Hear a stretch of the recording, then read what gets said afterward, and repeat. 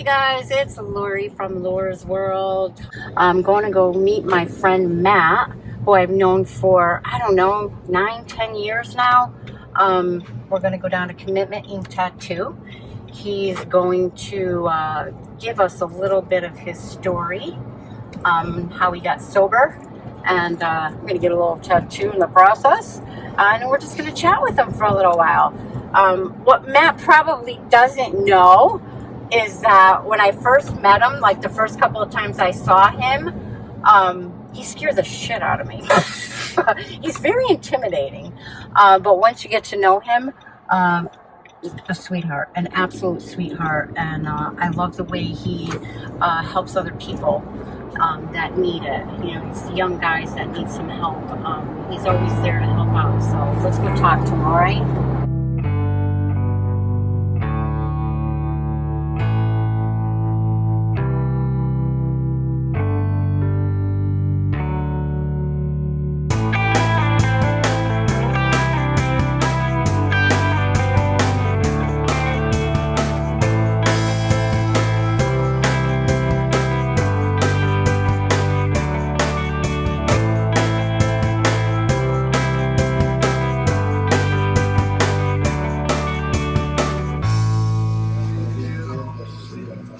Did you say my name? My name is Matt. Hi, Matt. I am absolutely an alcoholic and a drug addict. That has been made very evident by my poor choices in life. But because I am sober, we're sitting in my own shop. And the things that Lori talked about, my wife, my life, my dogs, my place, everything about me, I only had because I am sober today.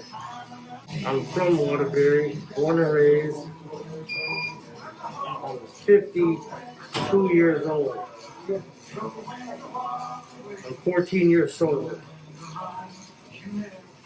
Probably got introduced to some form of AA when I was 15 years old, 16 years old. So do the math. Doesn't really add up, does it? No. I was definitely a hard-headed little kid. Had a lot of issues. My father overdosed when I was 15. And when he died, I kind of just went off the deep end. I didn't know how to act. My poor mother, she's an angel, did her best to raise a maniac little son, have to work full time and provide for me, so it wasn't easy. You know, and I certainly didn't make it easier for her. I started using early. Probably the first time I ever sipped a drink, I was 8. And I'm not going to sit there and tell you I'm getting hammered at 8. But that's what I saw other adults doing. I'm sneaking some drinks when no one's looking. And that's my thing. That was not a regular occurrence. It was not even semi-often. It just did happen once in a while. And I'm not going to even sit there and tell you I know that I liked what I did. I'd be a liar if I said that. The first time I got high, I was 13. Loved it. A buddy of mine stole some pot from his older brother. And we smoked it. And I loved it. Do you think that was the start of it? I think no. The start of it was a long time before that, just in behavior-wise. Yeah. I mean, I started getting kicked out of school in 3rd grade, right? Because I'm an idiot. And I don't want to follow rules. Yeah. And it doesn't matter who's giving them to me. My mother, my father, my teacher. It didn't matter. I just refused to go along and never gave one consequence. Yeah.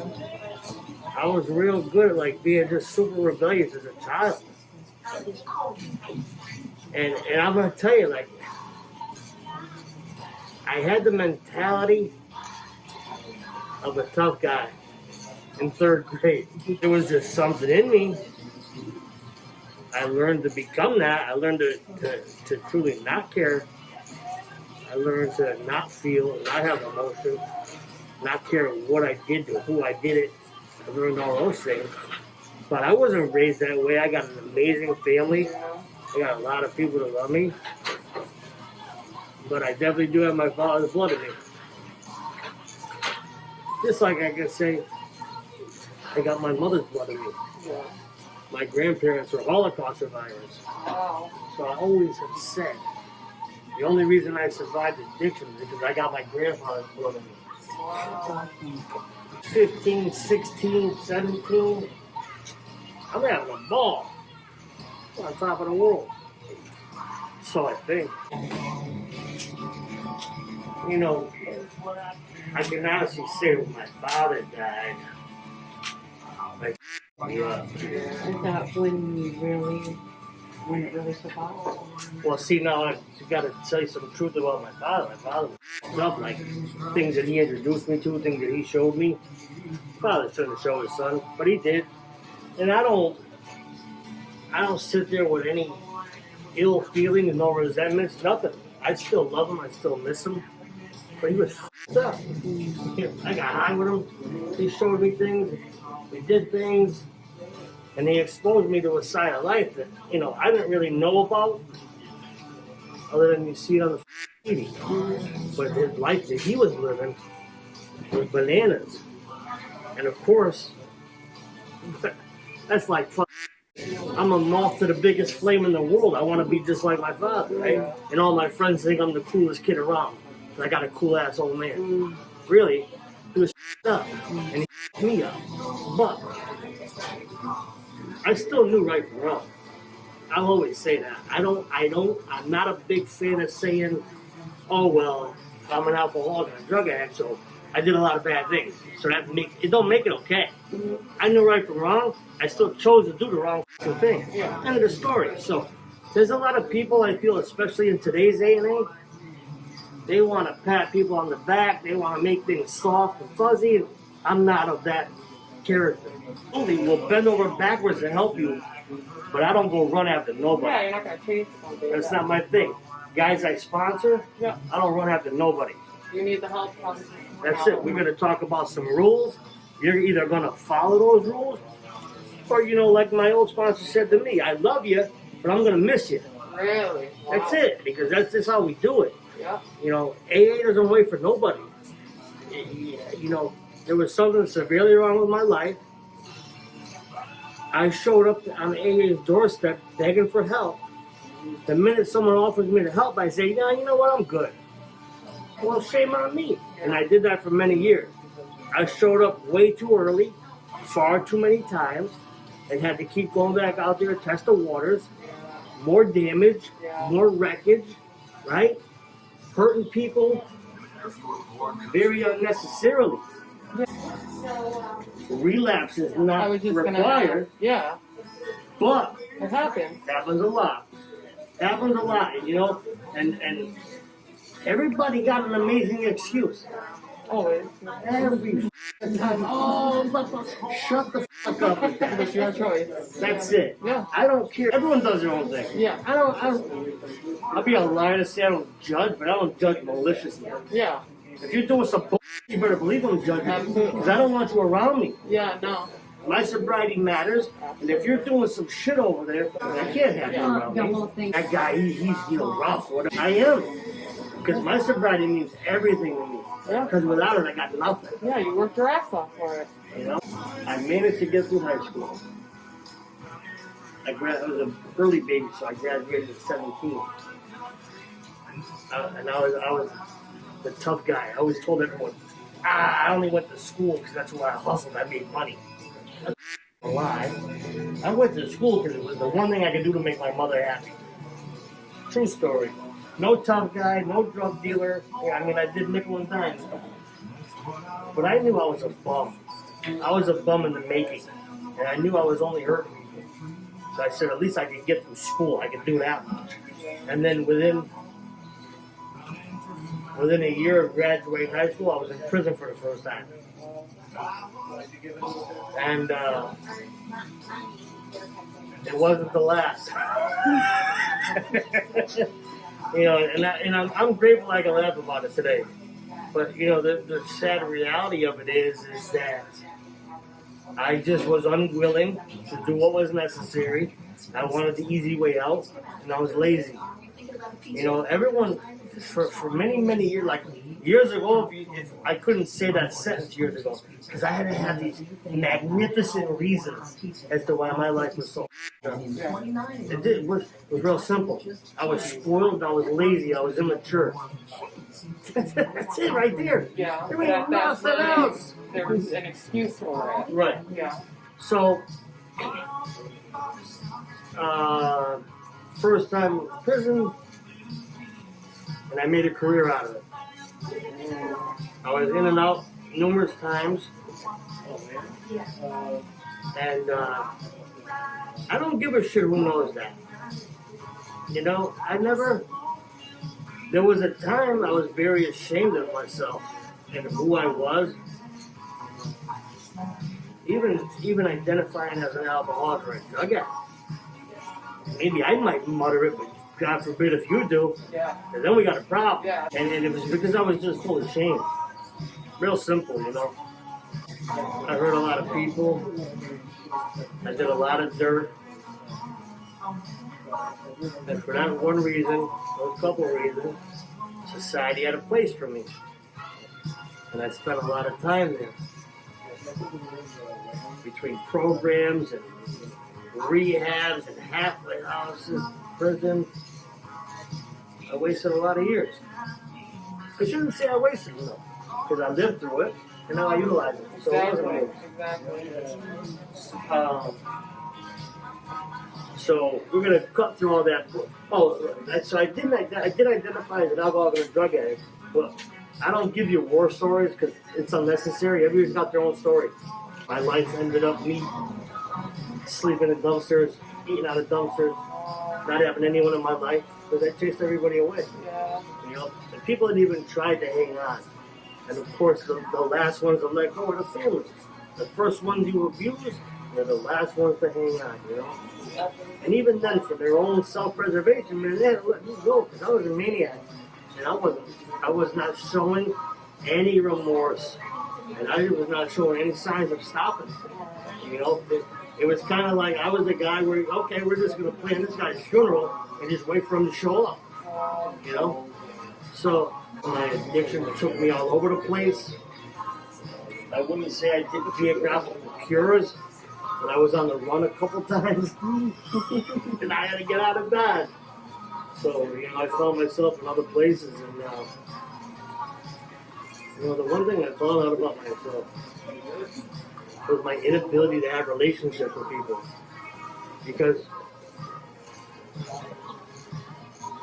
one thing I've always said about myself is that I believe I have a very good heart. But man, did I have a fucking bad brain. Horrible brain. And those two things did not work out together. So it was always just a matter of time. That if you let me in, you're going to regret it. You know, you're going to regret it. And it's not because I'm some killer or tough guy. But I'm an abuser. I'm a manipulator. I want to take you for everything I can get my greedy hands on. That is the fact of the matter. There's nothing else to it. And I'm not exceptional. I never, you know, I don't.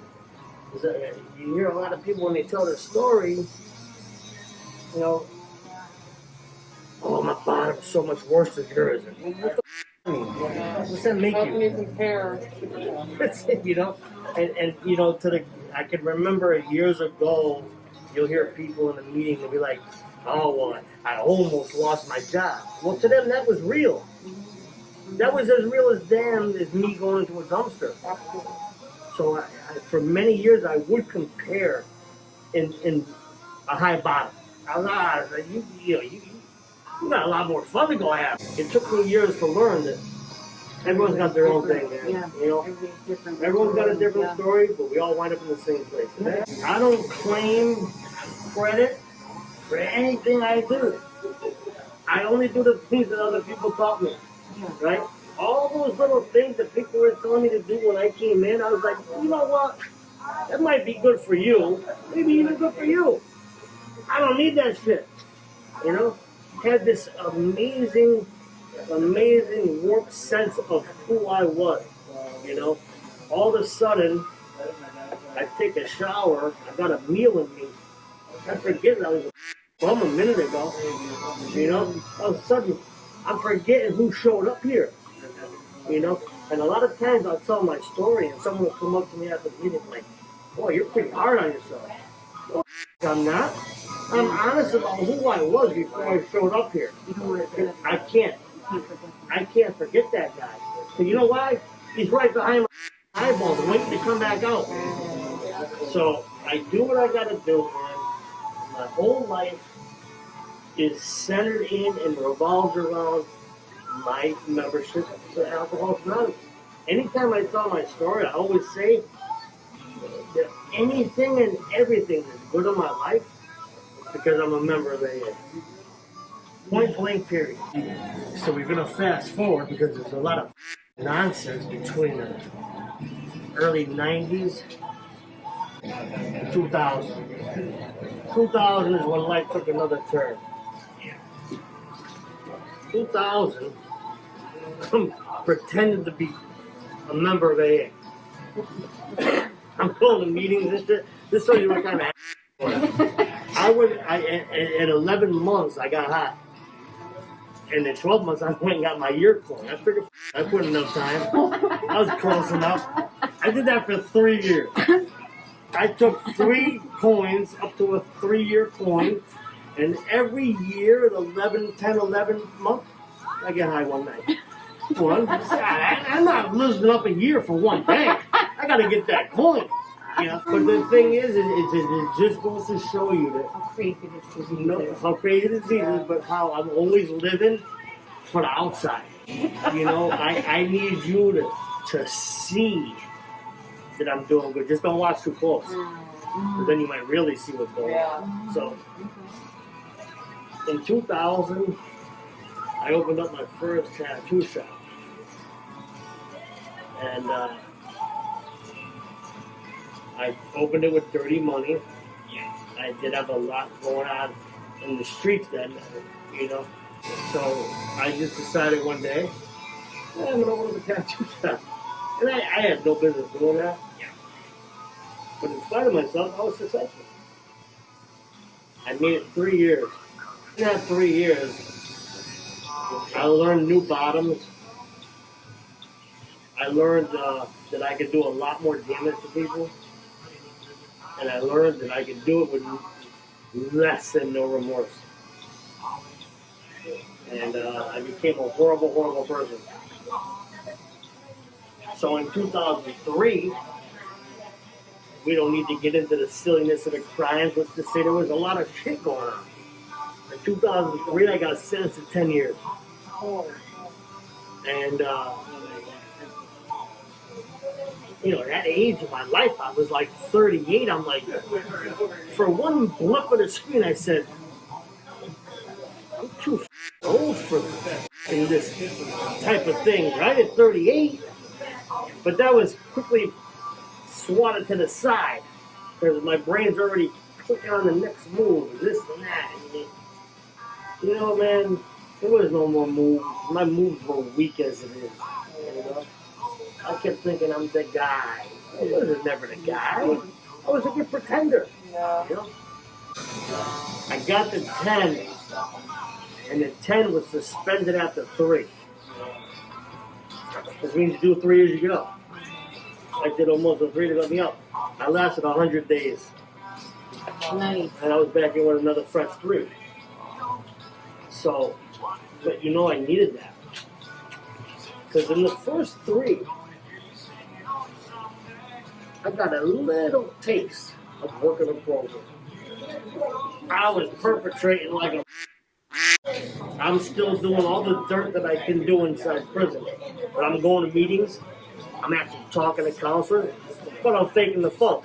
I'm going to do what I got to do on the block. But you know, it's like they say, man, I don't care if you're drunk, get to a meeting. Just show up. You never know what you're going to hear and the seed that's planted and how it's going to produce. And there was a lot of people in my life over the years, man. And I still remember the very first program I went to when I was 17 years old. I remember things that I learned. It just took me 20 years to learn them, to put them into play, right, you know? Actually, it took more than 20, but that's neither here nor there. Oh no, right around 20. I was in my first program at 17.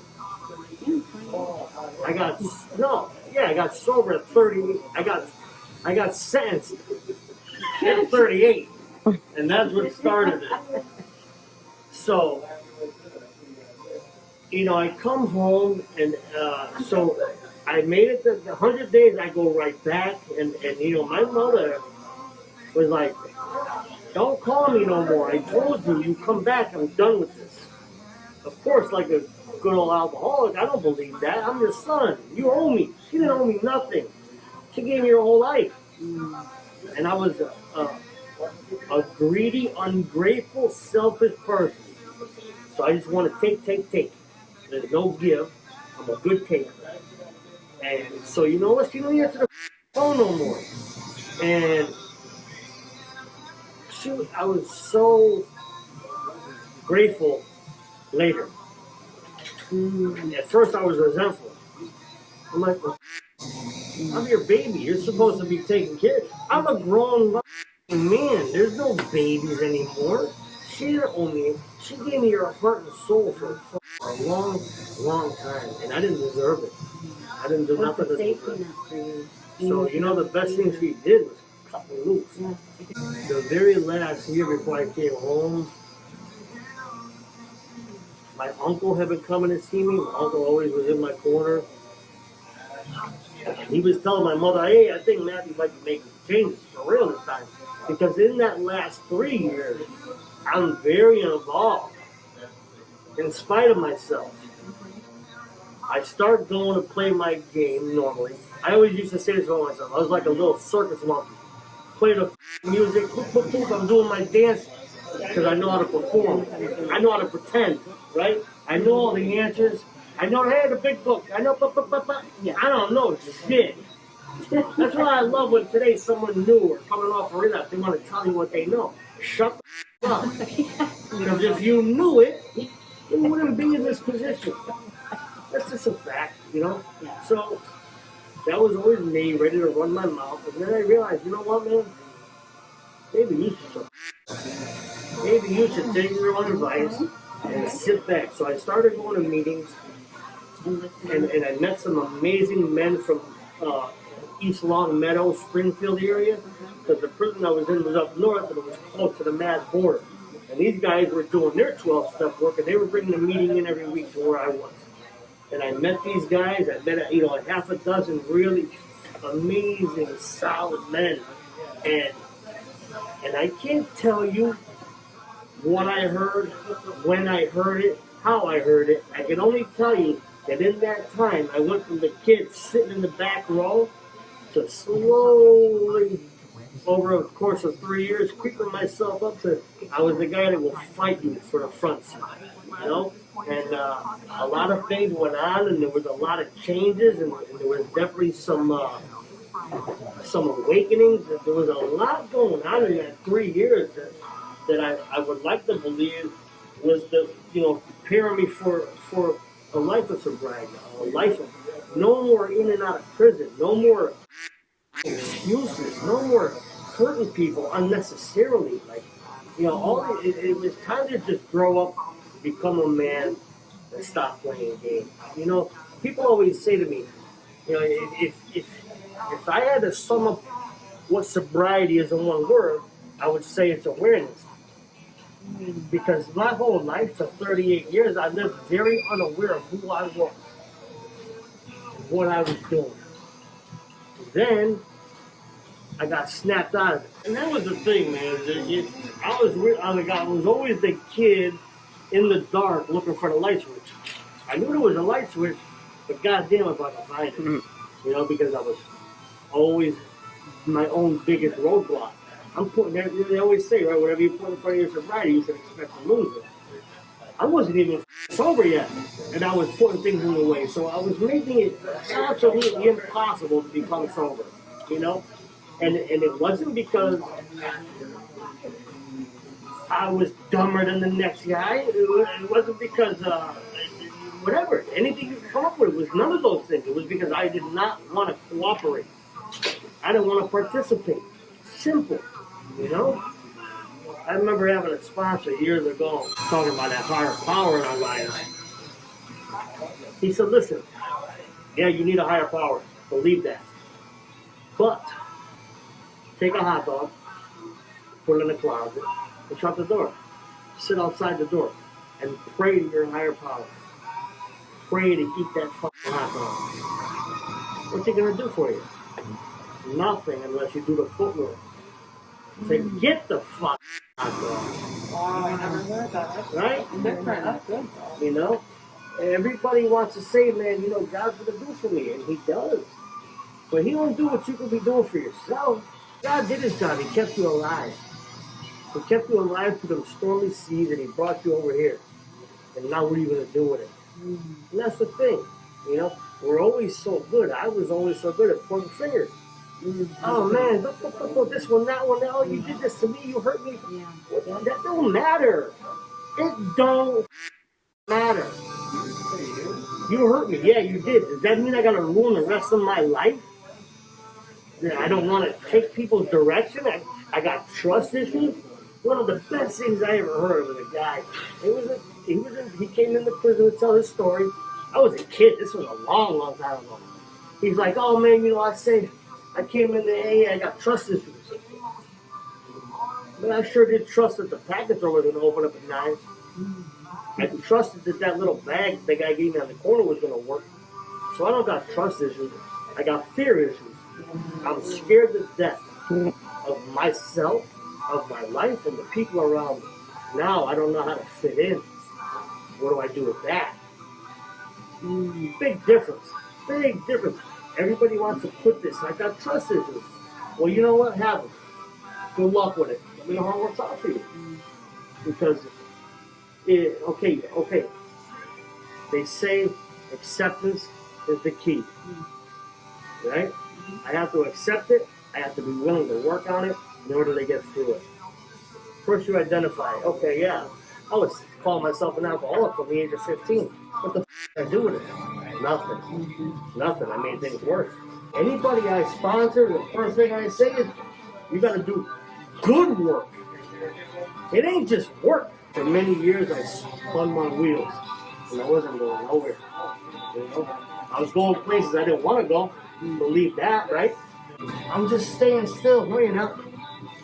You're either moving forward or you're moving backwards. But the move backwards is so slick. You don't even feel it sometimes. Until, just like when the car gets too much momentum, you can't stop it. I with the car all the time. I really began to do some work in spite of myself. I stopped breaking the rules. You know, I see a kid that's hungry, man, and I got a little food in me, I'm going to help him out eat. Like, I started to look at other people and stop just looking at myself. And something as insignificant as, at the time, the soups they sell, 19 cents. You know the power of 19 cents when you're hungry? It's amazing. It's amazing. And how much you can change somebody's life just with that 19 cents.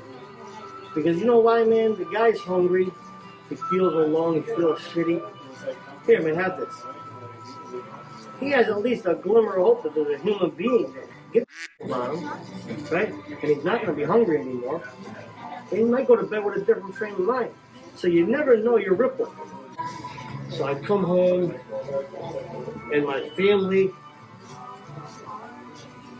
in spite of their better judgment, roll the dice again. They roll the dice again. And they bring me back into their lives. And for the first time in my life, I'm grateful for it. See, that word You never heard come out of my mouth yet because up until this point in my life, I didn't know that word existed. That was a sucker's word. Gratitude, grateful. Get the out of here. And I didn't realize how amazing my family was and what they were willing to do for me because, like I said, I was a good taker. I was a horrible giver. But in that last 3 years, I learned a little bit about giving. I learned that word altruism. A word that, altru what? Like, I'm not giving nobody nothing because I need something back. You know? So, I'm home and I'm working and, you know, I remember my mother said to me one time, she said, so what's going to be different this time? Now she's talking to a 40-some-odd-year-old man at this point. She's still talking to me like I'm a 15-year-old kid with his head up his ass. And she's ever known. That's right. I molded that. I made that. That's my work, you know? And I was always quick with the mouth. I got an answer every time, right? You know that. She says, what's going to be different? And I sat back, and I took a deep breath, and I said, I don't know. I don't know what's going to... I really don't know what's going to be different. I can tell you what I hope will be different. But for the first time in my life, I didn't have an answer. I said, man, she gave me her heart and soul. And I'm very grateful now that I get to do for her. She sees that, you know? And if she was here, she wouldn't shut up telling me how proud of me that she is. And that's great, you know? So I come home, I'm working, and my grandfather is 85 at the time. 87, 86, whatever. He's in there. He's up there. He's in there. And I'm watching him. I see him at his house. He's alone. And don't you know when you're newly sober, you can fix the world. Right? You guys know that, right? When you're brand new? Absolutely. Tell everybody, I'll straighten you right out. Oh, yeah. Just listen to me. So I go to my uncle who has been great. He never did a wrong thing in his life. You know, you got Grandpa all alone over there. Someone should be over there. And I'm running the show. And my uncle says, you know what? You're right. Someone should be in there. Why don't you move in with him? Whoa. Wait a minute. Whoa. I'm not looking for no trouble. You know? I'm just here to direct. I'm not here to participate. Yeah. He says, you know what? I can do that. I'm going to put on my cape. Fly in there and be Superman. Take care of business. 100% ego. I'm not having my grandfather. I am having his best interest at heart. Somewhere way back in there. But really, it's about me showing you how good I am. Right now, oh, here we go again. Look at my outsides. Yeah. You know? So I move in there with him. And he taught me more than he would ever know. In the beginning, he didn't need no saving. He needed someone to be around. But he was on the ball. And my grandfather was sharp. I loved him to death. And you know what, man, in the end, when he fell at night or, you know, whatever he needed help with, he knew he yelled my name and he knew I was there. You know? That's not me. They did that for me. You guys taught me how to grow up and taught me how to live. Taught me how to be there for somebody else. And especially someone that can't do nothing for me. He was all out of favors. And I was able to be there for him. You know, in the end, it was about 3 weeks before he died. He was still talking about our wedding was coming up. He died like in May, and our wedding was in September. And right up until he died, he didn't remember shit. But he didn't stop talking about the wedding. Imagine?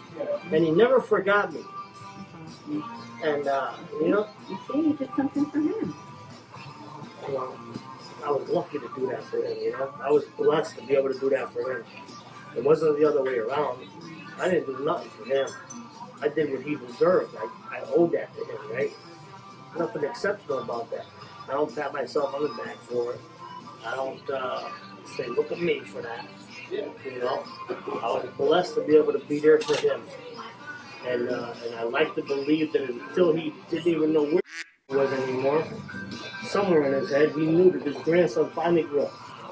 You know, my grandmother died and I was in prison. I never got to see her. She never got to see me, and that sucks. I was there for him.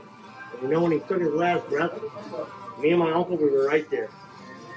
And you know, the old me, I would have been robbing his house. No ifs, ands, or buts about it. Funny story.